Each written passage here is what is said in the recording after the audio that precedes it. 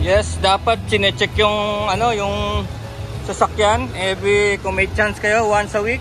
Check the tires, check the engine, check the oil, battery, no? So brakes, so lahat yan chinecheck once a week.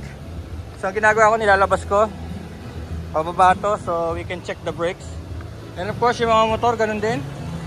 So at least mga motor chinecheck din yung oil, yung brakes, engine.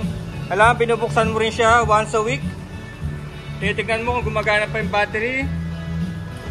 Saka yung gasolina, nakakalog, no? At least man lang nakakalog yung gasolina. Tapos at least once a week gamitin mo para ma-check natin yung mga oil niya, coolant.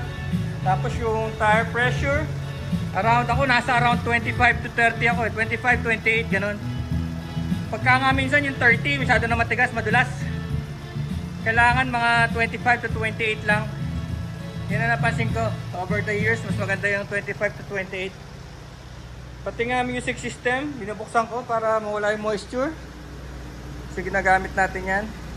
So ito, may coolant level dito. Tapos dito naman, kita-kita mo naman yung oil.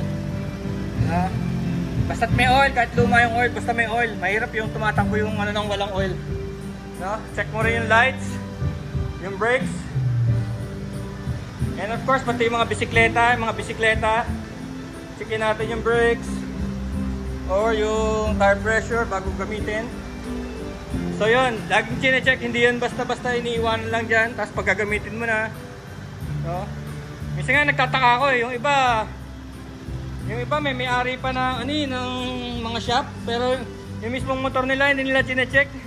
Sometimes babiyahe kami, flat pala yung motor, tapos along somewhere din na namin alam yung lugar, doon kami mawawala ng hangin, no?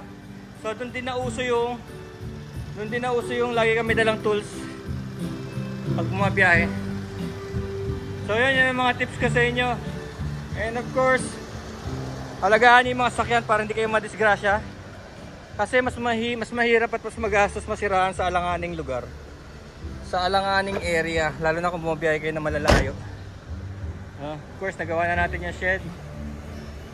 Ngayon, ang gagawin natin, itong basketball court. As you can see, ang layo. Nandito yung ring, nandito yung board. Malayo. So, ilalapit natin. Tapos yung mga butas niya, maliliit. Lalakihan ko yan, pero not by drill bit, by welding machine. Welding machine na lang gagamitin ko.